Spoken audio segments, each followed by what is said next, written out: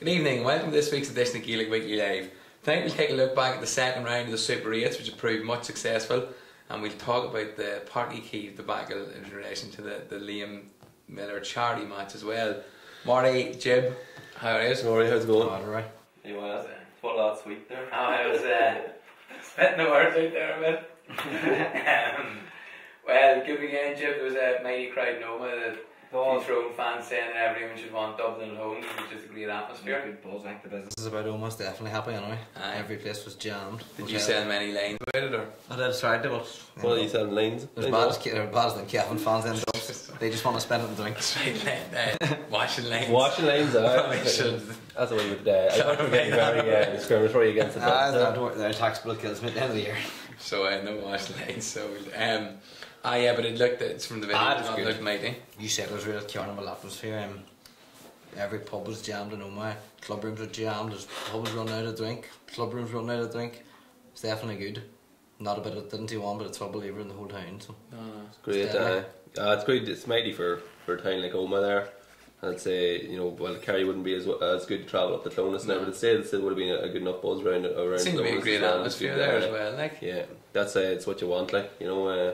I think it's great to get the teams up the country a bit, and it's definitely one of the similarly probably down in Newbridge again, another great game. Newbridge, yeah. It's definitely one of the benefits of the Super 8s and getting a team to come down to the park. I know they'll come down for the league, but nowhere near the same as that. It's definitely proving a successful format. On that, Jib, what's the social media question for everyone at home? Social media question is on the format of the Super 8s. Are you happy with it, or do you think next year all games should be neutral or set venues, like home venues or away venues, whatever? I suppose the general consensus, Marty, is the home and away venues are great, and Croker's... Yeah, well, the thing about it is, I suppose, I think Dom Corrigan alluded to it. He made a great point about it the last day when he was in here, about how it's kind of fallen unfairly on teams, and particularly with the way it's fallen for Donegal, who essentially playing 2 away games, not really a neutral game against Dublin. I think probably neutral or venues for everyone could be good, but if you could still have a great day like the Dublin and Tyrone had in Omagh. If that was in Clonus, you'd still have a great crowd in Clonus, and you could have set venues around the country. Like there's great stadiums around the country, particularly now with Thurles and Parky Keeve down in Munster, and Clonus and like Healy Park and that. There are good venues, and could kind of encourage the GAA to get these stadiums up and going, and to make a real job of places like Newbridge, and invest a bit more into of Omagh, and even just different towns around the country. And as Jib's saying, what the match at the weekend done for Omagh was massive. And if you had a cycle of a few counties there that were guaranteed a match or two, I think it would be great. And probably does more. I think anywhere but Coke Park, I think is nearly. Because it is. I mean, it is, and it's. I suppose the immediate reaction, you have to be careful of people's immediate emotional reaction. But Croker has. I know when we talked about Fermanagh getting the draw, when they did draw Kildare. Yeah. You were really hoping that the game wasn't going to be Park, you're really hoping that, because I suppose the emptier stadiums, but as well as that, I suppose bringing it to a locality like Omagh, it gives a chance for more, I suppose, people that aren't GAA fans or don't get the games or wouldn't travel to Croke Park to maybe travel to it as well, that are local, you get a lot of positives, and even the cost, people, it's easier to drive to Omagh for some people than it is to drive to Dublin, especially if you're bringing a family load. Yeah, we talked about it before, but the Mayo, the journeys they've been on the last few years, the expense on people, they'd be talking thousands of pounds, whenever you're talking about coming over from Mayo, maybe 5 or 6 times in the summer, and now particularly with the Super 8s, you're going to be going out and round, but if you were kind of guaranteed someone that was reasonably close, it'd be alright. I think probably the atmosphere in the games last week, the atmosphere in the games this weekend has shown that Croke Park maybe should be held off. It should be held off for semi-finals, or definitely final. Obviously, that's the big day in Croke Park.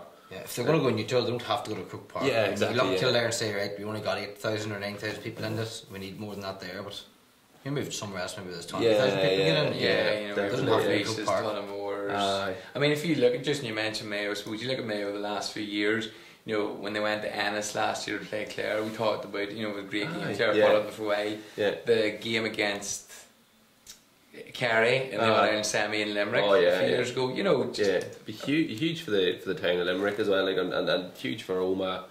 Like Hyde Park and Roscommon there, another good day out for obviously the result wasn't great for Roscommon, like, but you know, it's great to get this thing and to spread it, to decentralise it a wee bit, you know, because I think the Croke Park thing, it's kind of near, like, it is great to get there and play a game in Croke Park, but it nearly needs to move on. I think move out the country a bit and to maybe spread the love a wee bit, you know. And it's not anything. It's, you know, obviously there's a wee bit of an unfairness there with the Dubs getting they're getting their neutral game in Croke Park.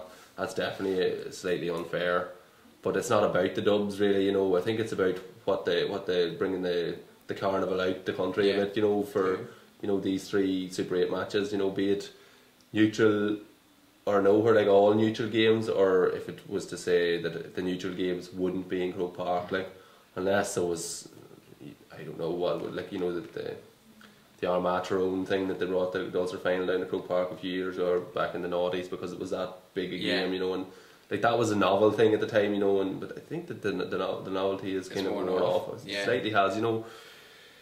It's still great. Croke Park, like, is class, like, and it is the pinnacle, like, but maybe it should be, you know, if we were to bring it away from Croke Park for a wee while, it might give a wee bit more edge to Croke Park then as well. It might make it a wee bit more special again, you know. Whereas now, if you're bringing, you know, half full, or you know, teams to Croke Park to play in front of a half full stadium, it detracts a wee bit from the atmosphere. And it's very much in and out of get to Dublin and get out of it again, you know. Whereas if the like of the Dubs going up to Oma there, or any Kerry fans went up to Clonus there, you know, makes for a great atmosphere around these summer times. We won't just think of a big crowd. Wait till next May, Marty. That's it, Jib, what's it? Jib's news. No, I said, well, say no more. I think that there's always special talents coming out of Tyrone, and there's word about special talent going to be playing in Tyrone next year, and it you know, Jib knows him well. He's a Trillick man, is he, Jib? Yes. He maybe his cousins in Trillick. Is there many Sheerans about Trillick, or? I know there's Lachlan, Mickey Sheeran and Tommy Sheeran, you know. Right, okay. And they're handy. I'm good in the guitar now. So a wee redhead fella with the same height as you, Jib. Okay. He's handy. He's handy. He's handy. Yeah, he's going to bring the Tyrone Championship by storm this year, and he's going to be playing. He's going to be a regular for Tyrone next year. Okay, well, folks, get the thoughts in the Jib and what you think about the local grinds, I suppose, as opposed to Croke Park for the Super 8s, and perhaps indeed other games such as the league finals. You know, Roscommon bowed out of the All Ireland Championship. Roscommon 13, Donegal 20. Donegal convincing again. Murphy looks to be maybe a shoe in for an All-Star. Yeah, he's you know, I think Wiley here does like to question him a lot, Murphy and that there, but he's like Superman there at times in the middle of the park, you know, whenever he gets going there for Donegal. Like, you just wonder how you would stop him, you know, whenever he gets into full flow. He just seems to he's a real driving force for Donegal, like, and he's a great player to watch. Like, Roscommon will be disappointed. They've been the most disappointing team of the Super 8s. You know, they're just it hasn't really went for them. They've got one match left, but it's against the Dubs, like, so they're staring down the barrel of a gun there. You know, a very difficult draw with Tyrone and Dublin and Donegal, 3 very, you know, proficient teams who aren't likely to slip up at this time of the year. You know, and I suppose Roscommon maybe just slightly behind in terms of quality for that level, you know. And it kind of thinking about it and thinking that Fermanagh were only a game away from the Super 8s, you're just kind of wondering, is this Super 8 format, is it a precursor to a tier championship? Because when you see the like of Dublin and Tyrone and Donegal, Galway, Monaghan going at it, you know, the quality is there, like, and there is a step up, even though in saying that Fermanagh beat Monaghan earlier this year, like, but we talk about that being more an element of surprise rather than something that to be able to, you know, replicate every week, but I think it nearly it's lending itself, and it's kind of an advertisement for a tier championship, you know, in a way, because these teams they're that they're that athletic, and their skills, they're everything, you know, the wee bit of everything, and Roscommon will be disappointed, you know. What about McStay? I mean, he could be in a bit of bother. I suppose he was giving one of our officials from Fermanagh, Niall Cullen, a bit of a hard time, as well as a ball to the body. Definitely. He'll be in a bit of hot water, I think. They didn't go too heavy on it. His old mates in the Sunday game didn't go too heavy on him anyway. No, they kept quiet on it, but see, that was expected too, wasn't it? Yeah, I see. Did he mean it or not? Did he mean to throw the ball or hit him? He's some shot, I'll tell you. It was impressive. Like, there was no back throw. He just kind of lifted up and lobbed it, you know, but it just bang right in the money. Like, and he definitely meant it. Like, but there's no way to prove that he meant it. Like, but you know, he said he threw it in anger. You don't lob a ball in the air in anger. Like, you welly it against the fence, so you do something with it, you know.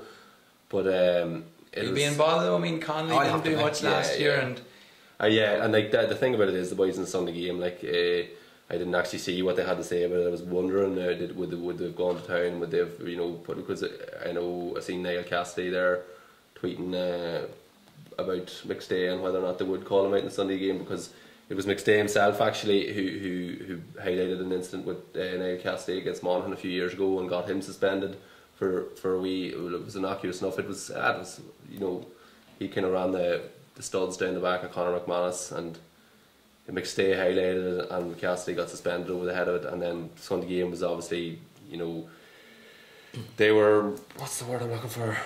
They were instrumental in Connolly's ban last year, you know, because of the highlight and the talking point that they made of it. And I think because of what happened to Connolly last year, that the McStay will get the book thrown at him there for what's going on. But McStay, he came out and said he wasn't sent off. He was only asked to leave the pitch. So does this mean now that they have to deal with it because the referee didn't deal with it, or what? I'm not sure. They don't show the officials' reds though, don't they? Not no. Well, he says he never got it. I'm not sure. I suppose it'll depend on the report as well. It wasn't much in either of them, but like, the throwing the ball was cheeky act. So like, if the Sunday, what you reckon basically is, if the Sunday game had highlighted it, then McStay would have been heading to America next summer. yeah, I think that's for 32,000. Or so we hear. On the Tyrone in Dublin, 14 points, Dublin won 14. Really enjoyable game. Encouraging for Tyrone, I think. Possibly, whilst we didn't think Dublin really got out of third gear last week against Donegal, they were probably a bit more stretched this time, but possibly not as full tilt yet either. Yeah, but they probably were a bit. Bound to be a bit nervous coming down to Doma. You know, they're used to playing at Croke Park for so long. That's been the surroundings for Championship football. I think Tyrone played well. You have to give them a bit of credit. I was surprised. I always expected Dublin to win, but I sort of expected the margin to be bigger than that. But Jay, Marty, when you're taking off, sitting watching, noted, you know, McAlliskey, Kavanagh, Tiernan McCann, when you're taking those boys off with maybe 20-25 minutes of the game still to go, was he looking ahead to a couple of weeks? And did they just, you know, the boys came in and did the job? I think he even added more in the last 15 minutes. He sort of let the shackles off. He brought on boys who just went at them. Like Ruairi Brennan, I thought had a good game. Clare had a very good game when he came on. I just think Tyrone went at it more. Yeah. Still, if Ronan O'Neill had scored the free, they had a kick out to tie the game. You know, they had a chance to tie the game. That was, I suppose, the gripe you would have to take off McAlliskey whenever he's your main free taker and that there, but I still you've got O'Neill on the bench there who can hit frees. Even Mark Bradley should hit the free. You know. But surely, you know, Hart gets criticism for various things. But I mean, surely, you know, remember you used to look at like O'Kinnead and think, it wasn't great from play, but you know, surely when you've had problems with free taking, you leave McAlliskey on, Marty. Yeah, it's a hard one to call. Like, you know, you would have been expecting and you would have wanted to see O'Neill come on to the pitch, you know, and you would wonder if maybe he could have brought O'Neill on and left McAlliskey on as well. You know, there was like it was a big call to make to take off the free taker. I suppose he probably put his trust into Ronan O'Neill at that time. So O'Neill would score them week in week out for his club. That's it. Yeah. It was probably should have scored it. You know, even your second phase free taker should be scoring that one. Like, you know, not it wasn't exactly out of the lane, out of the side lane or beyond his distance range or that there. You know, it was a free. But like, in fairness, the game didn't fall. You know, obviously would have brought Tyrone within a kick out, a win and a kick out for getting the, you know, drawing the game. But the game didn't rest on that one free alone. Like, you know, obviously, not to be too harsh on Ronan O'Neill, I suppose. I thought Tyrone done well. I thought they done very well. You know,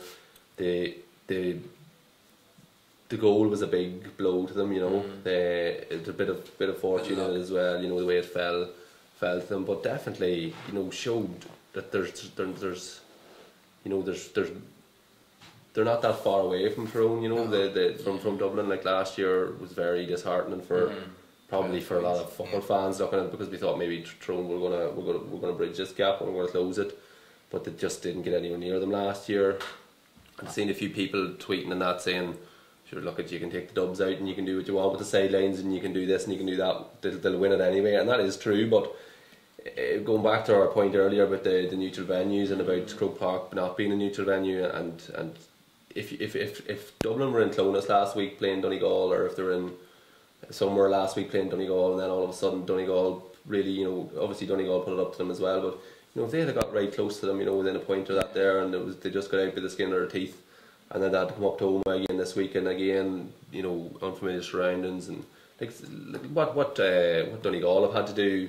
You know, they went to, obviously they're used to going down to Croke Park. They know the crack down there, like, but they went there, and then this weekend they were in Hyde Park. You know, so. It's a, you know, you're jumping from one place to the other. Whereas Dublin got off so late last week with the Croke Park They really draw. did. They really did. Like, and then their last game, you know, I thought, it sounds we're going back to the Dubs, but their last game, with all due respect, is home to Roscommon. If it did boil down to anything, which it doesn't. No, it doesn't. But like, I do understand that there's not taking anything away from Dublin. They're a class act, like, and I don't think anyone is, but doesn't mean that you can't start to even up the playing field a wee bit, you know. And it's not that you're turning against Dublin. You're not saying, well, hold on a second, let's stop giving Dublin, you know, let's stop giving them money for facilities and for youth setups or anything like that. There, you just need to. But it's so true. I mean, if you think about it, you think of Donegal's home record in Ballybuffet. Well, if Donegal played 2 games in Ballybuffet, they'd probably hope to find themselves in a lot stronger position, wouldn't they? Yeah, it'd be, you know, they'd be looking at it and thinking, that's it, we're home and homes. We're not gonna lose these 2 games. But the Dubs, all in all, I suppose, look, the Dubs are still convinced. I suppose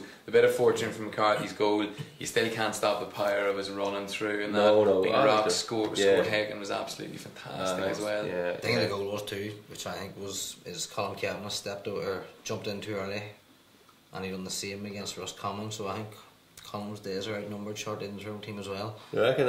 From a man who was on top of his game there.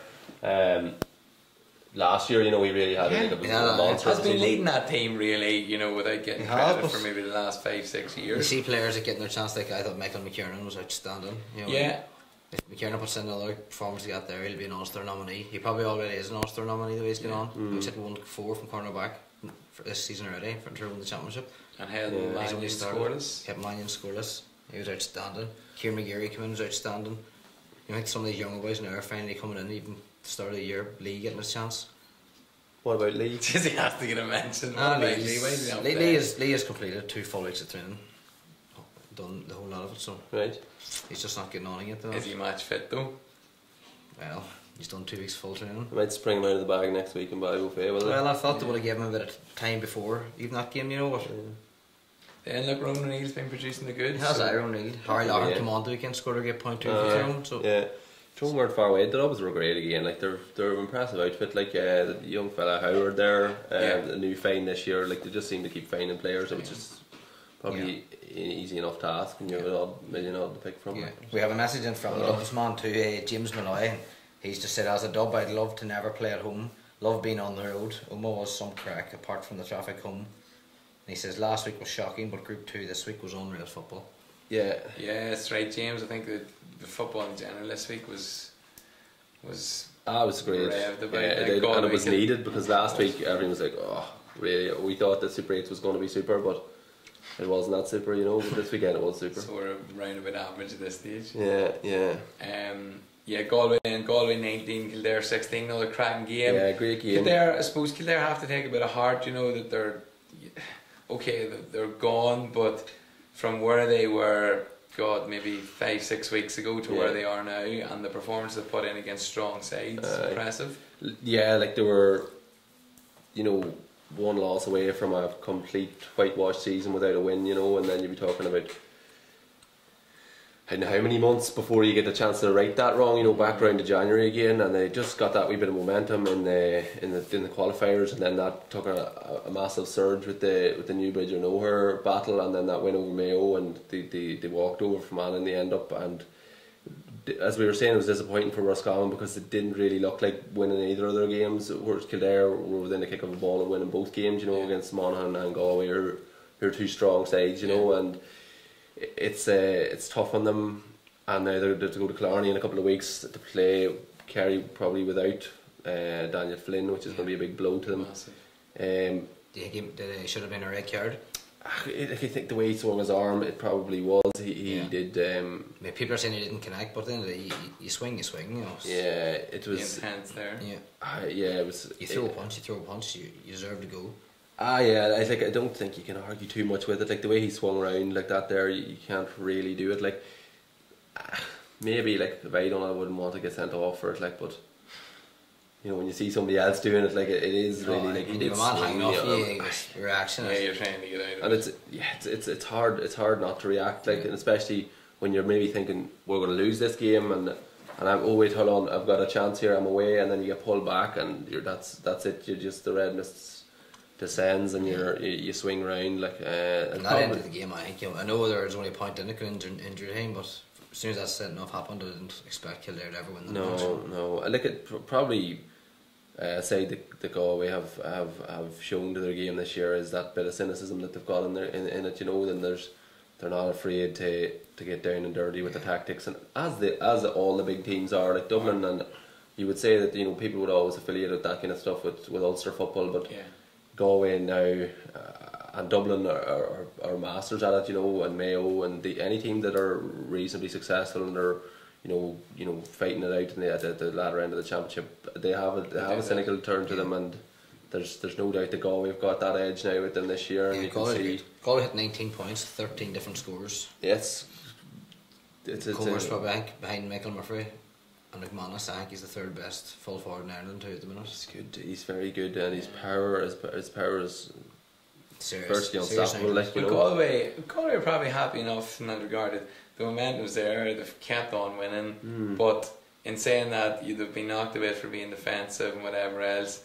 Nobody's really hyping them up too much, you know. They're probably getting kicked a bit, so a lot of the talk last week was about how bad Kerry was, rather than, you know, the quality that Galway showed to really boss the game against Kerry, you know. And that'd be no problem to Kevin Walsh. He'll be happy enough with that there, and it goes to show you the margins now, because it's a massive game for them still. Although they're in the semi-final of All-Ireland, like they probably want to avoid Dublin. Well, that's it. So obviously on then to explain it, then Monaghan and Kerry drew 117 apiece. So Galway are on 4 points, Monaghan 3 points, Kerry on 1 point. So if Monaghan go to Galway and win, they finish top, Galway finish second, and then we'll meet the Dubs as a result. Yeah. So that's a massive game, because Monaghan obviously they won't look to settle for the draw. They'll obviously look for the win, but you know, they'll probably need to get a result, because Kerry at home to Kildare probably can turn the score difference around. Do you think? Well, Kerry will be hoping to do that, and that's certainly probably Kildare's. They're a better team going forward than they are defensively, you know, and Kerry's forwards are. That's with Daniel Flynn, no? Yeah, and Kerry should have the scoring power that hasn't really clicked into gear yet, but they should have the scoring power to oversee Kildare. Their defence definitely has a few questions over it, although in saying that, like yesterday, it was Conor McManus. It wasn't just any Joe Soap that was kind of showing them up. Like, you know, I think Griffin had a very tough first half yesterday. He's kind of exposed. But Mark O'Shea said this morning that they don't really seem to have that go-to man marker anymore. He said, and he and his team, He talked a bit of Seth and Tom Sullivan, I suppose, and you know, one or two others. He said they don't really have that anymore. He wasn't knocking them completely, but he said it's just not that obvious a choice. Yeah, that's true, and it was found out last year against Mayo when Andy Moran for 2 matches in a row they couldn't stop him, like, and that's a big thing, you know. I suppose like that's kind of the level you're at. Yeah. The forwards are that good, like, and Conor McManus is that good, and you know next week they would have found out probably that Daniel Flynn is that good. And true. It lends me to believe that, or it leads me to believe that Galway and Monaghan are the two better teams in that. You know, they're the two better teams to come out of that group. Like Monaghan were a better team for most of the game yesterday. They kicked a lot of wides early on. You know, I think Galway and Monaghan have a better chance of beating the Dubs than Kerry do at this stage. You know, it's their defence is just. Are they a bit too? Maybe Jib a bit too. They're quite inexperienced as well. You know, they have a lot of youth. I would say Dublin a lot of youth. You know, you look at some of the Dublin players, like O'Callaghan and so on. Like, I think if Dublin played that team, they'd absolutely rip them apart. That Kerry team, and they'd love to do it. But then they'd probably have a better mix. I mean, like, you know, I suppose they relied a lot again on Donaghy yesterday at 35. Like. Yeah, only for me, he palmed down the goal. You know, Clifford, in fairness to him yesterday, was class. Like, Clifford living off scraps there. I think he got 1-3 maybe. You might hit the freeze is Sean O'Shea. Like, and the young lads yesterday were the lads who stepped up to the fore for Kerry. You know, although it was probably I think it was kick in maybe from Darren O'Sullivan and palm down from Donaghy, like the lads from the Baygon. Darren O'Shea wrote last week, Marty. Darren O'Shea wrote that, you know, there's no leaders, like they've. You know, he kind of called out, I suppose, he was kind of calling out a bit more, and maybe Donaghy and that, and Guinea, and you know, somebody said to me during the week, you know, them lads are pulling Kerry out of the bag for the last few years, and probably a wee bit harsh. Who coming off the bench? What did he add for himself like that match? He was starting that team no bother. So he's obviously not well, he's not training hard enough. I don't know, but it's strange. Like they're just not where they should be. Like Guinea coming off yesterday, he didn't have a great game yesterday, you know, and really Clifford was the standout player for Kerry going forward. And a few of the defenders there, names escaping me at the minute, did play well and drove at Monaghan at times when Kerry really needed it, you know. And Sean O'Shea was impeccable, like his kicking was brilliant. But Tom O'Sullivan, the cornerback, that's right, and like that's really where it's at for Kerry now. They're relying on these players, but I do think that Monaghan would have a good chance against the Dubs, and Galway would have a good chance against the Dubs, but I'm not that sure that Kerry can handle them, or you know, you never know. But I think that Galway and Monaghan with their slightly more secure defensive setup are better. Would we be brave enough to call it now to say that should Galway progress? What's the odds on the draw? In first. What's the odds on the draw? What's that? What's the odds on the draw? Yeah, but I suppose if we were to say that, you know, it was Monaghan to progress, like, you know, do they have it against Tyrone or Donegal, I suppose, at that stage then? I'd say Monaghan are like looking at that, and they're probably they don't like you want to be there, you want to be in the All-Ireland semi-final, like, but they'd probably rather be facing maybe a Kerry or a Galway than facing Ulster opposition or the Dubs, you know. Especially with the Tyrone's record against Monaghan and Croke Park is very strong over the last few years. They've put them out of quarter-final stages. Is it a bit harsh, Marty, to say that, you know, the Fermanagh result and then that result yesterday, you know, as much as Monaghan have progressed, that there's still that element of just not getting the job done? A wee bit of bed shittery. Yeah, like, it's not right. I thought they were very unlucky yesterday, but a goal is a dangerous lead, and when you've got the like of Donaghy and Clifford in there, it's, you know, anything can happen, you know. And it was they were unlucky, like they were there, but they just didn't get over the line for it to happen twice in one summer. Monica Rourke have been sick this morning. Oh my God! Well, when you think about the consequences of it, now they have to go to Salthill and win, or wherever it is in Galway, and win, and Galway do need a win as well, because the prospect of facing the Dubs. But I just have a suspicion that if it goes that Monaghan and Galway are the two teams coming out, I think that like either of those teams, if they end up both playing the Dubs, that one of them will beat them. I don't think the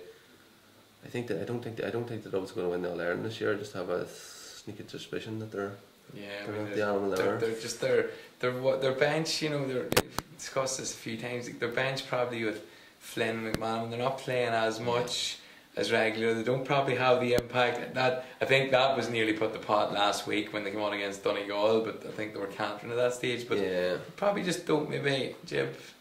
But I disagree. I think Dublin are going to win it. Yeah. I just don't know who's going to stop them. I You think chat the bench after we stood around after the game, you know, and they waited around for 10 minutes. Next thing, every Dublin sub came on the field again, went to the far corner, sprinted for 20 minutes. But that's commonplace now. Like, You didn't see the Tyrone subs come on after? yeah, they're in Sally's. And over club rooms. No, like I think that with if Kerry go through, then I don't think Kerry can beat this Dublin team at the minute. no. I don't think they're defensively. They're too easy to expose, you know, and that was found out. Well, Galway showed them up to an extent last week in Croke Park, and Conor McManus really, you know, showed them that if there's a top draw forward on the opposition team, that they don't have the man marker for it. Bit of an issue. There's a bit of an issue with Kerry's tactics at this stage in Fitzmaurice and they don't know if they are playing a sweeper. They possibly don't know their full system of play and the defensive approach. I suppose they were being critical of them on the telly yesterday, but allowing Monaghan too much space and just making it too easy for them to win their own kickouts yesterday. But if you look at the quality of what Rory Begum was doing yesterday, it would have been hard to stop it, you know.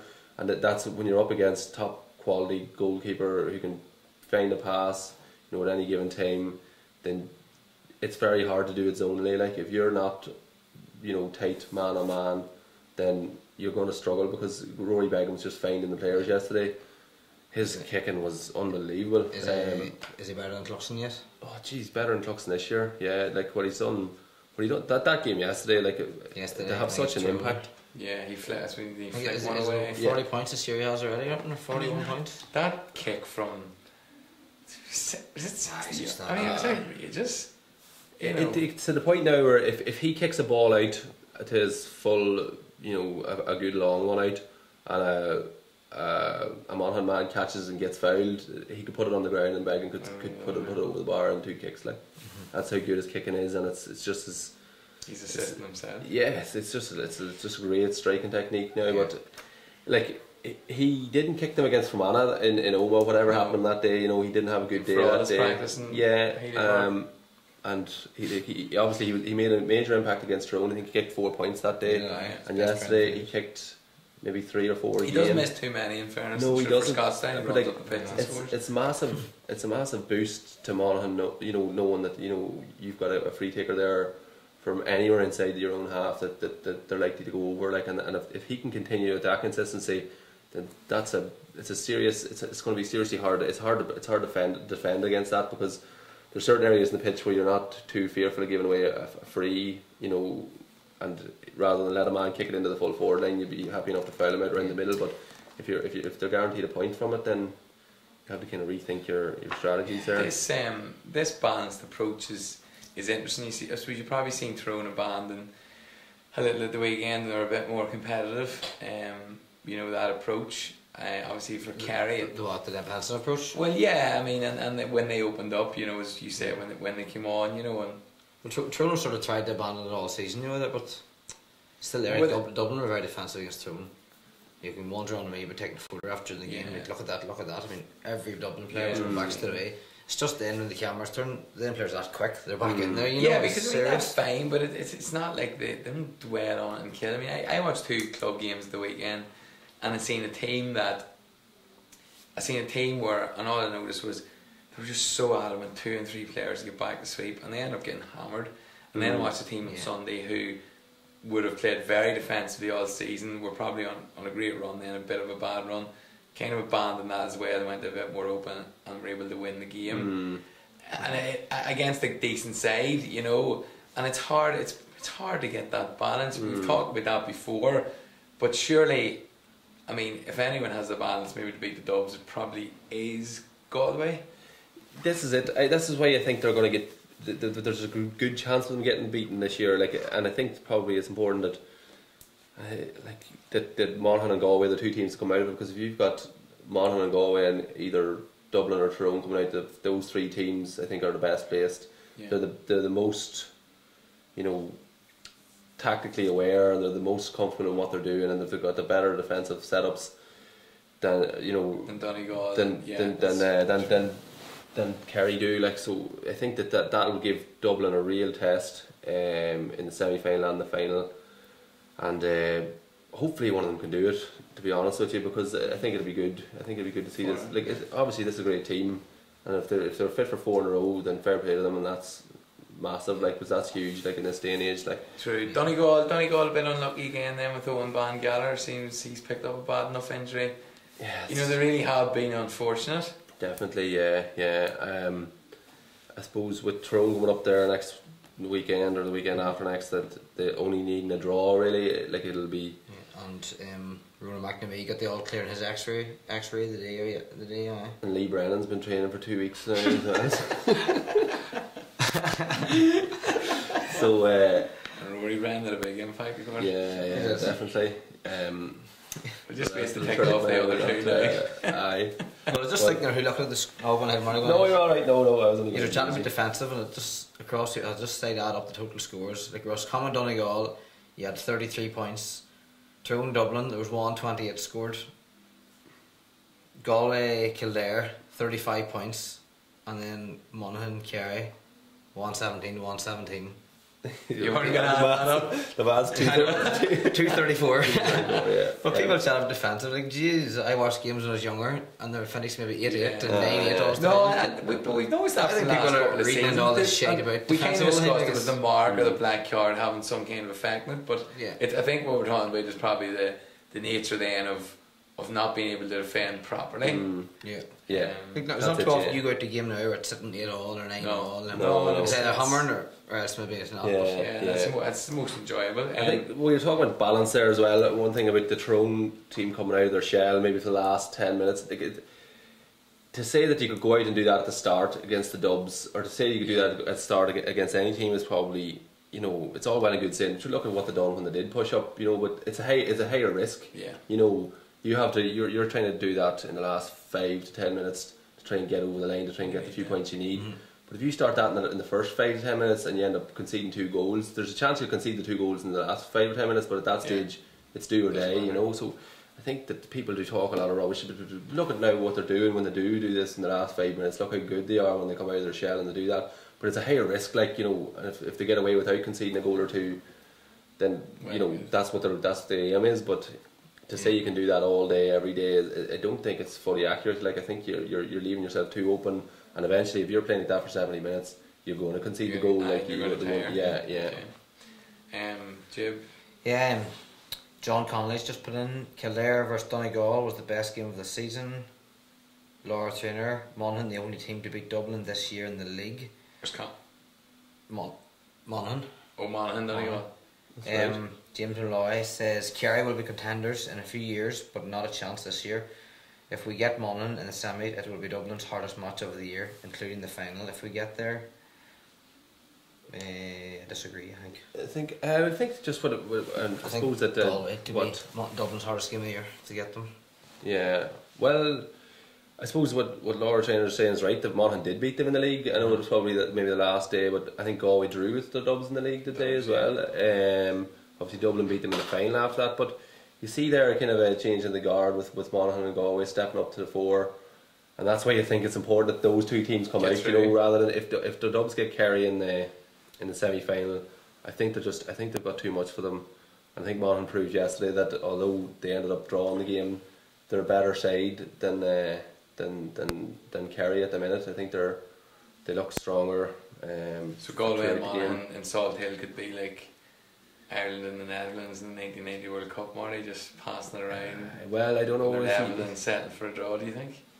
If it's a draw, what's that? Face the Dubs. That's it. Monaghan will go through as they'll have the superior. Galway will have the better. No, sure, Galway will have. Galway have more points. Yeah, the draws the result the Galway want. Monaghan will probably settle for it. Although if Monaghan go and win the game, they're top of the group. They don't have to play the Dubs. But they'll have to suffer the misery of Tyrone.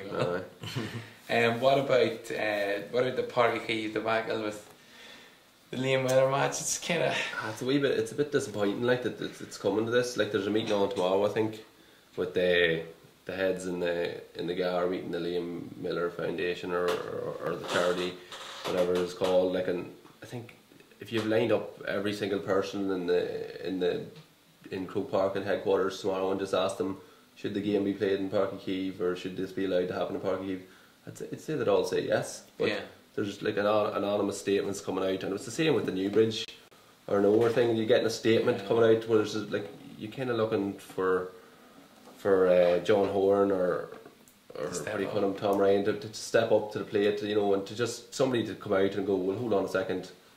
We obviously think that would be a great thing to happen in Páirc Uí Chaoimh because it's a great idea and it's a great event.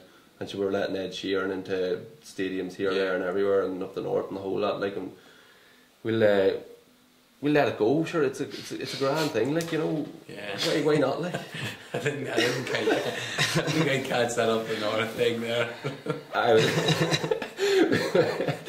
But like we let it go. It just makes sense to let it go. Like it doesn't. It's, you know, there's loopholes there. You know, you see people on Twitter saying if it's in, you know, if it's not in a conflict with the ideals of the GAA, then they can allow it to happen. You know. But the shadow all this can't happen rules. The GAA have to make the decision. They can break the rules. They own the rules. They can do it. Yeah, but then I suppose in that is a tough decision as well.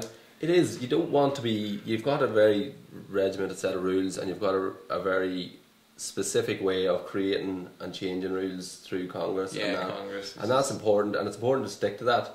But there is ways around it, and you're allowed to have performances in your stadiums. Yeah. You're allowed to have whatever you want in Croke Park. You can have, like, obviously there was a vote on it last year in Congress for could this be allowed to be opened. But I don't think that this is a soccer match in the true extent of the word. Like, this is not a Champions League fixture. It's not a League of Ireland fixture. It's not anything. It's a charity event to raise money for a good cause, for a family and a community, or like a charity of people who are very much like, you know, set around in Cork, and that there just makes sense. Like, you know, just don't call it a soccer match. Call it a charity event. Call it a Ed Sheeran gig. Call it whatever you want. Just do it. The right thing. Do the right thing. Yeah, and don't release anonymous statements. They've done the same against. That's a really poor. You know, and the same with the Newbridge thing, where everything went quiet. No, there was no face. You know, you didn't see anyone coming out and saying, no, we're not doing it, or, you know, yes, we should do it. You know, somebody should have stepped forward and just said, look, we should do it, and we're going to try everything we can to do it and to make it work, rather than saying no, we can't do it. The communications team in the GAA in Croke Park, I mean, you know, I don't know who runs it, but or if it's outsourced, but I mean, it's generally quite poor, isn't it? Like, it just seems like that's, and then it's obviously they do have the rules, and the rules are the rules, but you can, like, without, you know, going too, you know, crooked on it, like, you can just say, look, if you end up playing a soccer match there, you play a soccer match, but tell us that you're putting on a show in Páirc Uí Chaoimh or something like that. There, you know, there are ways around all these things. GAA sanction it. Who's going to punish the GAA? Like, they make the rules. They just have to make the call. I think it's good that. I think that I heard on the radio there this evening as well that there was an idea that there would be something similar done in Healy Park after the Oma bombing, and that the GAA didn't allow it. They just they completely said no at that time, and there was no. That was in. I was at that. I remember I was in the showgrounds. Yes. Yeah, there was no Twitter comedy back then, and there was in St Junior's Park then. There was no Twitter back then, and there was no kind of groundswell of support for that, or it was under the radar probably for a lot of people, but. It's not that you want Twitter to be ruling the GAA, or like the whole. I'd say that the social media would have had a big impact on the Newbridge decision, and the social media will have a big impact on this Páirc Uí Chaoimh decision if it goes to Páirc Uí Chaoimh, you know. And you don't want, like, social media is not going to start running the GAA, but it's good that these things are getting questioned. And it's the wrongs. Not that the GAA is not a, like, it does need. There's certain tweaks that need to be made, like, and. If you can make a couple of decisions for the good, like these couple of decisions, hopefully will be made, but that's all for the better. Like, but I think they'll have to stand firm, you know, and Yeah. And obviously the real ideals, like, but to say that not having a charity match in Parky Keeve is an ideal of GAA's, it's just not right. James Malloy has just written something that I was actually chatting about today as well. Tell Cahill McCaffrey, who's watched at the minute, so Cahill, right in here. Here's your chance. Just a quick one if you have time. Any idea why there was no nets behind the goals in the Throne in Monaghan? Some poor kid got taken out of it on Saturday night. But we were just chatting about that today, you know, because another wee fact, you know, Throne lost 11 balls on Saturday. There's 11 balls stolen by the Dublin fans. That's the Well, there's no the Dublin fans. That's an outrageous. Why does Brewster Park not on this? As an outrageous accusation. There's no what? There's no nets in Clonus. But why not? There's no nets in your bar. Club games? Probably hurling games. Yeah. Why are all club teams on this? Well, I'd like to go back to your accusation. Because I suppose you're surrounded in the ground by a lot of people, and Stuart, you think he'll get the ball back. As we're at club games, you know. Well, Cubs are around them. if you're losing 11 balls, then I'd be behind nets. I know, but that's the GAA health and safety and communications. Yeah, well, like, if there was nets there as well, you wouldn't be allowed to throw the balls out, which is a big feature of the match yesterday. In Monaghan, yeah. And if all you get hit, if you're in the middle of a crowd of Dubs and all you get hit by was no nails. Guys, there's a lot of dub slamming going on here. A lot of dub slamming going on. Between Jim calling face and you calling skulls. James is a dub. James are not hitting it. What I mean is the amount of the crowd might have been unsafe. I wasn't going to knock them at all. Anyway, who's to say it wasn't Tyrone fans that stole these balls? Well, that's two more, there's two. The Dubs, blame the Dubs for everything. The Dubs, no, I said that It's a video good point, like, last night. The Dubs are fantastic. Yeah, definitely. Like, but I did like. There probably should be nets there. Like, does it impede your view? Well, I'm thinking when you're in a canal end, this probably does a little, but it's an annoyance more than anything. But it's quite annoying to get a ball in the head. Like, but the most dangerous is the warm up. Oh, here, which because Brewster Park is, and they put the children behind the goals as well. Like, you know, that seems to be where children. No money, that's because you made the cheap tickets. But, no, like, I got my children. Like, whenever I was warming up in Brewster Park, I always like you try a wee drop kick, you know, or two before a match. Like, it's just kind of what I do. Like, but they're not always that straight. So like you can see them, and like sometimes if you catch them well, they go fast. Like, they don't go the right direction all the time. But like if you did catch a child, if you caught them right, no, it's Sean, that's probably a fair point, James. We'll have to see about that. Do you will? Well, can you expand into I'll find nets? out. I got a source. Can you get your washing line businesses expanded into nets? We go around there, Bruce. There's a thought now. He's already making sleds for the winter. What are you making? I'll tell you after. Alright, boys. What about Jib? Is there matches in Tyrone this weekend or? No, free weekend so again. It's a free weekend, obviously for county as well. There's no super cancelled rates. in at the start of the year, but Mickey doesn't want games on this weekend. I think you're probably happy enough to see that. No. Okay, well, training's fairly up the tempo in trainings with us, so you'd rather be playing football. Well, you're just getting dogged these days. Yeah. But that's what's expected too. End of the day, if Tyrone don't win against Donegal, you could be in a championship match in 3 or 4 weeks' time. Yeah. So that's the thing. What are we thinking about Tyrone Donegal, Jib? He's going to do it.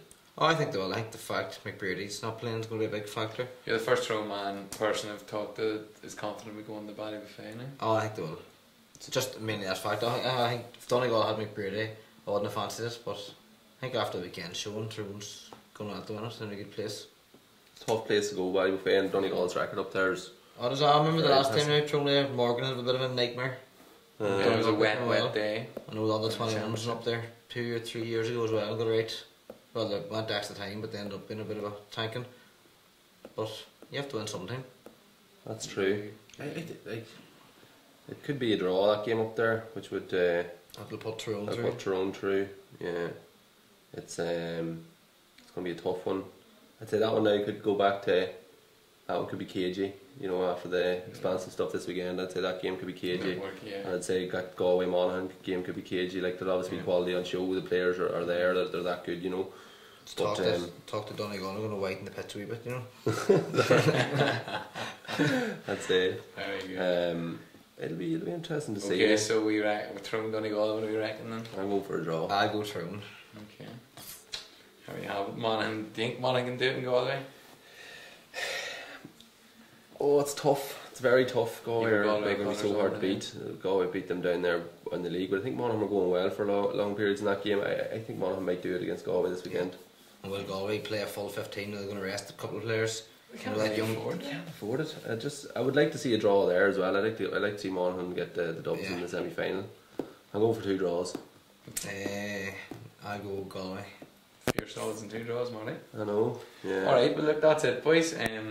That's it wrapped up. It's about 2 weeks now till the or the last games of Super 8. So it's been all in all positive after such a great showing this weekend. The first weekend maybe wasn't great, but there's a lot to look forward in the last day, like. Yeah, there is. I suppose that goal was very important for it. That Clifford goal, like if it didn't go in, it was Galway and Monaghan were home and hosed, and I suppose they would have had a playoff to see who tops the group, which is more or less what they're doing anyway. But it has dire consequences for Monaghan that if they do lose and then Kerry are fit to put up a score against Kildare, that they're out, which is just. Which you respect. I respect Kerry probably to score against Kildare. Well, yeah, I think they will. And then the Dubs are obviously home and hosed, and okay, so plenty to look forward. All right, then. The Dubs could rest 15 players and still win of these. Well, you would imagine the Dubs will give a couple of chances. They'll have to keep the end going. They can't be caught. I wouldn't have thought, even if they did perchance lose. Yeah. But just a wee comment here on the Super 8. There are pros and cons. It worked out quite well as it happened, but if Clifford hadn't scored the goal, we would have had 3 out of the 4 matches next week left practically meaningless. Yeah, it would have made for a disappointing weekend next weekend. Like there would be no spectacle at all, really. The crowd would have been empty too. Like yeah. Like it's hard to know how many people from Roscommon will go up to Dublin next week, or similarly Kildare people down to Kerry. But you can say that, but you can say yes, that's one way of looking at it, but then you could also say, well look, Kildare were within, as you said, when they kick a ball in 2 games, so if Kildare had done it last week, you know, it would have been different, made it all been down to the last game. So I think maybe that's probably to counteract what Dom was saying last week, that the way that they've set it up, that it is in favour of the qualifiers because they're expecting weaker teams to come through the qualifiers. Maybe, you know, whereas if you had it that you know, it gives them a better chance, I suppose. Neither of the teams took it, like Kildare or Roscommon didn't take their chance, but I suppose Tyrone have taken theirs to an extent. And another wee thing, Dermot Conley wasn't too interested in Dublin the weekend. Did you see a photograph floating around? A couple of guys said to me they're sick of this. I don't think they're hounding Conley anymore, but it's just this obsession with him. Like, it's no wonder the boy wanted to get out of the country. He's taking pictures of him sleeping. It could have been Love Island running on. You know, you don't know what was that. Love Island, yes, that was great. That's where Wiley's at. That's where Wiley's at. Alright, boys, cheers. Okay, folks, look, thanks for tuning in. Remember, on YouTube, on Facebook, and Twitter all week, get in your opinions. Remember, your opinion always matters. We'll be back next week, and we'll be looking forward to the final round of Super 8 to see who will come through the All-Ireland semi-finals. Have a good night.